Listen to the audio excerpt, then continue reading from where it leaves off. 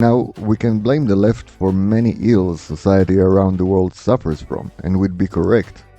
But what we can never take away from them is the ability to simplify and stupefy complex political and strategic debates while creating catchy, empathy-inducing slogans.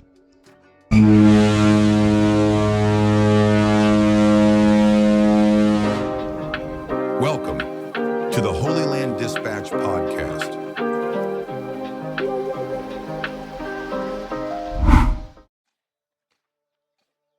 Hello and welcome back to the Holyland Dispatch podcast. Today, I'd like to go over the simple solutions the opposition in Israel provides for the war in Gaza. But before we can do that, we need to describe the problem for which a solution is needed. I thought about it long and hard and crystallized it in the following statements. Israel is at war. There are 48 hostages at the time of recording still in Gaza, and Netanyahu is still prime minister. Not sure about the order or priority of items within the statement as it interests the opposition, but let's start with this and see where that leads us. On October 7th, 2023, Hamas placed the Israeli opposition in a very awkward position.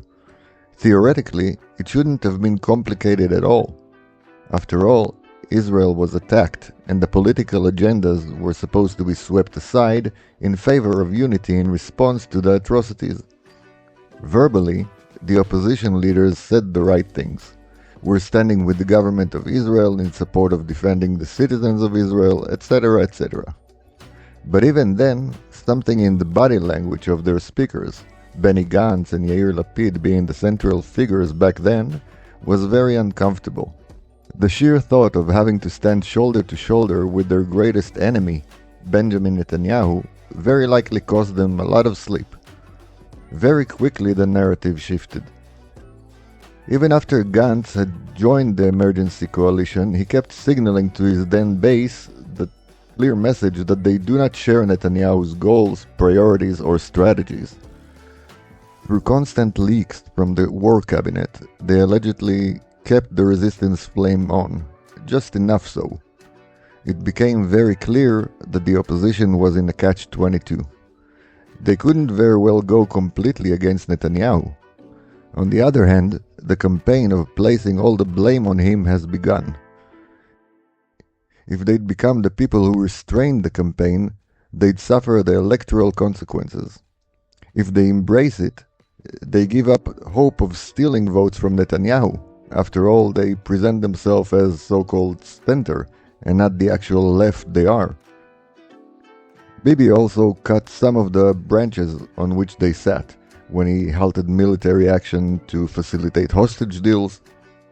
All in all, from the 250 plus hostages taken, most of the living ones were returned so far, and over 200 in total are back in Israel. This was an unprecedented situation, and unprecedented actions must have been taken. We can argue about how well it was done, of course, but I doubt that the families of the 200 returned hostages regret it was done. I'd like to use this opportunity to clarify that anything I say here relates to the political actors and not the families of hostages, to whom I have no words of criticism to offer. These political actors include members of the Knesset, as well as the cynical opportunists who would stop at nothing to back at Bibi. Back to the opposition. In order to separate itself from the official policies of Bibi's government, the left needed a message. They went with three main slogans. Bring them home, now, and/or deal now. Stop the war. You are the head, you are to blame. Now, we can blame the left for many ills society around the world suffers from, and we'd be correct. But what we can never take away from them is the ability to simplify and stupefy complex political and strategic debates while creating catchy, empathy-inducing slogans. How can anyone not relate to these slogans? Who doesn't want all the hostages back now? Who disputes the responsibility of a prime minister for anything happening in his domain? Who wants war? Surely this is something we can all agree on, right? The problem of the opposition, and by proxy their supporters, is that, well, life generally is not simple. Let's take their slogans one by one and see how simple they really are. Bring them home now, or deal now. The first and obvious issue is that it's a cynical claim of ownership of the empathy for hostages, as if the people on the right want something different, as if Netanyahu wants something different. But beyond it being virtue signaling, I'd like to understand, what does that mean? What does now mean? The opposition either believes that Netanyahu is the sole obstacle for the return of the hostages, or they don't believe it but still states it as fact. If it's the latter, then, well, cynical hypocrites are not worthy of any kind of support. If it's the former, I'd like to question the depth of their analytical capabilities, because, and here it ties to the second slogan, Stop the War, there is no way Hamas agrees to return all hostages without putting an end to the war, without completing its mission statement to eliminate the existential threat on Israel. When asked about that, the opposition supporters will say, first, let's bring back all the hostages, even if it means stopping the attack on Hamas. After that, we can always go after Hamas again. However, Hamas will insist, because they have no choice, that the war will be stopped with binding international guarantees that Israel does not continue attacking them. At which point, in every such conversation I had, the opposition supporters' response was, well, we must bring everybody home. Well, yes, I get it. But what is the price you are willing to pay? Because there are no free lunches, not in reality. The response is any price. And that is indeed the danger with the left. They are willing to pay Hamas any and every price, or as it's really called, ransom. Are they willing to pay any price in order to eliminate Hamas, for example? The answer is of course not. They can't bear being disliked by the anti-Semites they normally collaborated with in their blind hate for the Israeli Prime Minister. They can't stand being criticized by people like two-tier Keir Stammerer or happy-slappy Emmanuel Macron. Their knees buckle under the threats of the Belgians. What will the neighbors say? The war in Gaza also cost the lives of Israeli soldiers. They are definitely unwilling to pay that price. This price is indeed the most real, most dear, and the highest of costs in this war. Is it a price we need to pay? Well, the answer is a question. What is the alternative price? What price will we pay if we adopt the opposition slogans and stop the war without eliminating Hamas? Here's a very partial list. 1. Hamas will declare victory, and the forces that are aligned to eliminate Israel will draw great strength from this. 2. The Gaza Strip will remain an active threat to Israel. 3. The hundreds of soldiers that died would have died for nothing, or something close to it. 4. The countdown to the next October 7th will begin. 5. Jews will continue to become target for kidnapping. 6. The soldiers who would die in the next inevitable war in Gaza. I'm stopping here because I think I've made my point, as well as the fact that there would be prices that we don't see yet as a result of succumbing to Hamas's extortion. Now, all of this was said with the assumption that there is a modicum of honesty within the opposition's ranks. Another problem they have is that they are not honest. Their position is very clear and simple, unless Netanyahu shares it, of course. If Bibi decides to increase the military pressure, they will push on the hostages. If Netanyahu halts the army in favor of a possible deal, they will ask, why are we not attacking the enemy? The opposition is in a tight spot indeed, and they know it. That is why in the last 2 years they bounced from one messianic figure to the next. First it was Gantz, an ex-chief of staff and current cucumber. Then it was Yair Golan, a complete hack.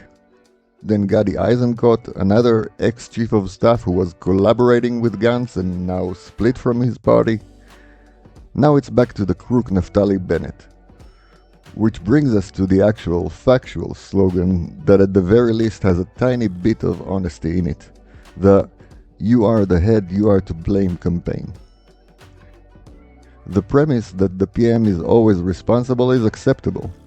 We can agree that Netanyahu is definitely among the people under whose shift October 7th happened.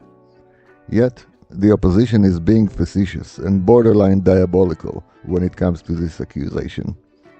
Again, it's a matter of their utter inability to look past simplistic slogans.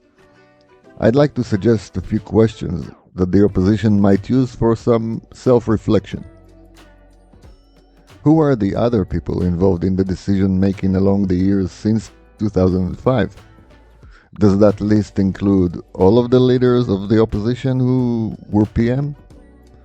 Does it include all of the army chief of staffs that, you'll never guess it, have all gone to lefty politics?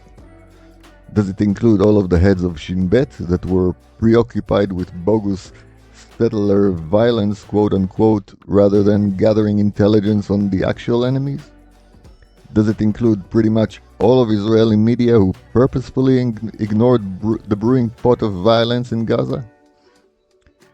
Here are a few more questions we might want to ask ourselves. Was the decision to pull out of Gaza criticized by anyone on the left? Were the deceptive Oslo Accords conducive to the attack on October 7th?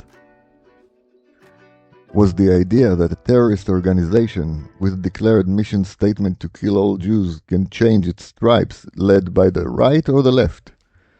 There are plenty more where those came from, and the opposition refuses to even acknowledge them, let alone answer them honestly.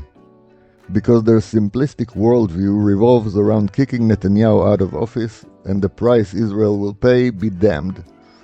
But, as I mentioned, I do hold Netanyahu partially responsible. Let me ask a few more questions before we begin to wrap up. If Netanyahu was responsible for the failure of October 7th, what else was he responsible for? Was he responsible for the success in crippling Hezbollah? Was he responsible for the success of the operation in Iran, including the unprecedented cooperation with US on every level? Was he responsible for eliminating all of the heads of Hamas? Was he responsible for bringing home over 200 hostages? Of course not. Not in the eyes of the dishonest opposition. The above is attributed to the army, who failed in October 7th, the Shin Bet, who failed on October 7th, the Air Force, who failed on October 7th, definitely not attributed to the person the opposition says is the head and therefore responsible. So now what? Now we need to be pragmatic, because as opposed to what the opposition thinks, we cannot afford to be simplistic. Assuming Netanyahu bears some responsibility and at some point, preferably on schedule, re-elections are called for, who can we elect to replace him? I won't review all the options. Perhaps that's a topic for a separate episode. The bottom line is that now, in a time of an ongoing war, and even for a while after, there is no figure in Israeli politics that can be trusted to do a better job. Alright. I've spoken for a while now and we covered quite a bit of territory, but this is but scratching the surface level. That fact alone means that the deceptive leftist views are way oversimplified. They do not offer any kind of alternative for Netanyahu, nor do they pose any constructive criticism. The opposition is an empty hole of hatred for Netanyahu, an empty shell of what used to be home to some real ideologues. The only simple truth about this war is that Hamas attacked Israel, fulfilling its stated mission to exterminate us, and that we have no other option, practically as well as morally, other than to eliminate this existential threat to our people. What questions do you have about this? What did I neglect to mention? Let me know and I might find cause to follow up on this topic. I will now simply bid you all farewell and God bless, and invite you all to come back and listen to the next episode of the Holyland Dispatch podcast.